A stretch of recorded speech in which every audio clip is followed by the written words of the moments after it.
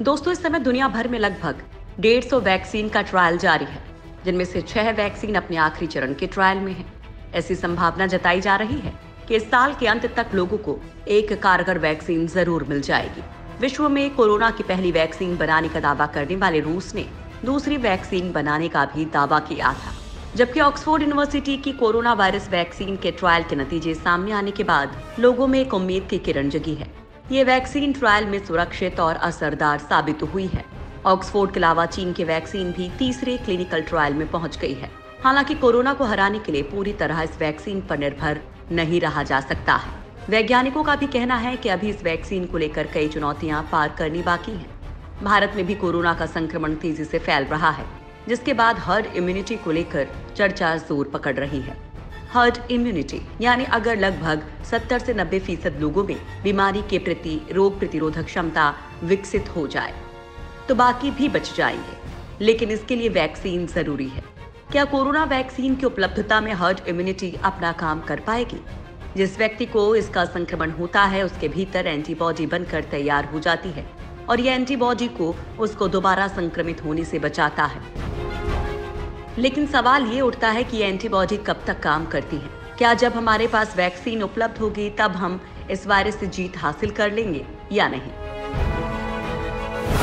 क्या वैक्सीन आने के बाद खत्म होगा कोरोना?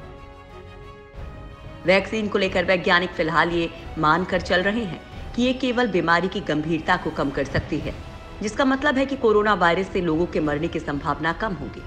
वैक्सीन निर्माण की प्रक्रिया में ट्रायल के नतीजों को बड़ी उपलब्धि कहना गलत नहीं होगा, लेकिन ये कहना भी जल्दबाजी होगा कि ये वैक्सीन संक्रमण को पूरी तरह से रोक सकता है। इस वैक्सीन को अभी कई तरह की मुश्किलें पार करनी होंगी।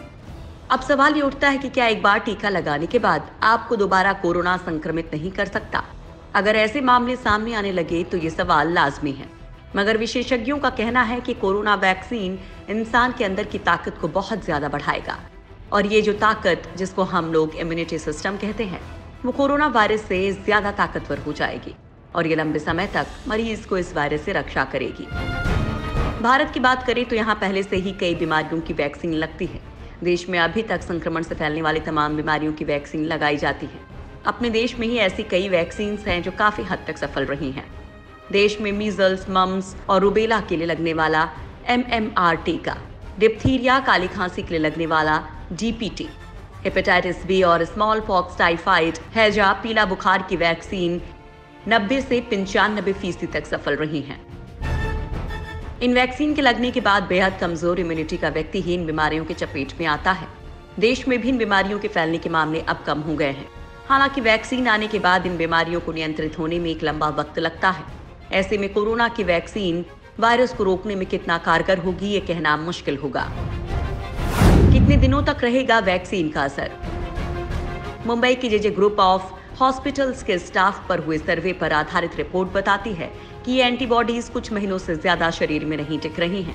ये कोरोना के इलाज का तरीका तय करने, खासकर उसकी वैक्सीन तैयार करने और जनता को लगाने की रणनीति बनाने में निर्णायक साबित हो सकता है। इस रिसर्च से ये भी नतीजा निकाला जा रहा है कि अगर सर्वे की बात सही है तो वैक्सीन देने के बाद उसका असर महज 50 दिन ही रहेगा। मतलब टीका लगने के 50 दिनों बाद एंटीबॉडीज खत्म हो जाएंगी और फिर से कोरोना होने का खतरा बढ़ जाएगा। ऐसे में हमें एक कारगर और ऐसी वैक्सीन की जरूरत है जो 2 साल या उससे ज्यादा समय तक शरीर में एंटीबॉडी को बनाए रखे। रूस ने अपनी स्पुतनिक वैक्सीन को लेकर दावा किया था कि उसकी वैक्सीन 2 साल तक काम करेगी। मॉस्को के Gamaleya research centre for epidemiology and microbiology के निदेशक और रूसी हेल्थ केयर मंत्रालय के अलेक्जेंडर गिन्सबर्ग ने कहा था कि वैक्सीन के प्रभावी रहने की अवधि 1 साल नहीं बल्कि 2 साल होगी। इससे पहले रूसी स्वास्थ्य मंत्रालय ने भी इस वैक्सीन के 2 साल तक प्रभावी रहने का दावा किया था। दरअसल रूस की वैक्सीन सामान्य सर्दी जुकाम पैदा करने वाले एडिनो वायरस पर आधारित है। इस वैक्सीन को आर्टिफिशियल तरीके से बनाया गया है। ये कोरोना वायरस में पाए जाने वाले स्ट्रक्चरल प्रोटीन की नकल करती है, जिससे शरीर में ठीक वैसा इम्यून रिस्पॉन्स पैदा होता है जो कोरोना वायरस इन्फेक्शन से पैदा होता है। यानी कि एक तरीके से इंसान का शरीर ठीक उसी तरीके से प्रतिक्रिया देता है जैसी प्रतिक्रिया वो कोरोना वायरस इन्फेक्शन होने पर देता है, लेकिन इसमें उसे कोरोना के जानलेवा नतीजे नहीं भुगतने पड़ते हैं।